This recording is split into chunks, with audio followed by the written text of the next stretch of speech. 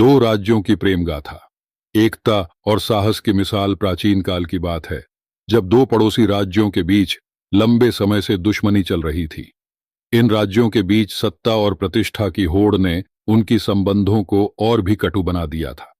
पहले राज्य के युवराज आर्यन अपने साहस और नेतृत्व क्षमता के लिए प्रसिद्ध थे। दूसरे राज्य की राजकुमारी अदिति अपनी बुद्धिमत्ता और सहृदयता के शायद जानी जाती थी।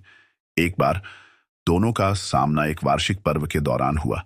यह पहली ही मुलाकात थी जिसने उनके बीच एक अटूट जुड़ाव की नींव रखी।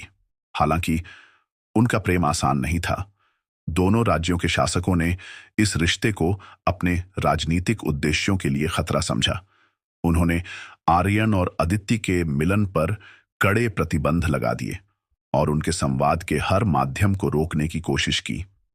इसके बावजूद आर्यन और अदिति ने हार नहीं मानी। उन्होंने छिपकर मिलना जारी रखा और अपने प्रेम को सच्चे साहस और दृढ़ता के साथ निभाया। उनकी इस निष्ठा ने दोनों राजाओं को सोचने पर मजबूर कर दिया। धीरे धीरे राजाओं को यह समझ में आया कि उनकी कट्टरता ने न केवल उनके बच्चों की खुशियों को बाधित किया है, बल्कि उनके राज्यों को भी अस्थिर कर दिया है। अंततः दोनों राज्यों ने शांति और सहयोग का मार्ग अपनाने का निर्णय लिया। आर्यन और अदिति का विवाह एक ऐतिहासिक घटना बन गई, जिसने न केवल दो व्यक्तियों को बल्कि दो राज्यों को भी एकता के सूत्र में बांध दिया।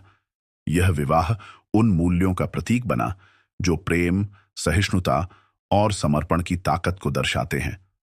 यह कहानी इस की याद दिलाती है कि सच्चा प्रेम बाधाओं से परे होता है और साहस व दृढ़ संकल्प के साथ किसी भी चुनौती को पार कर सकता है।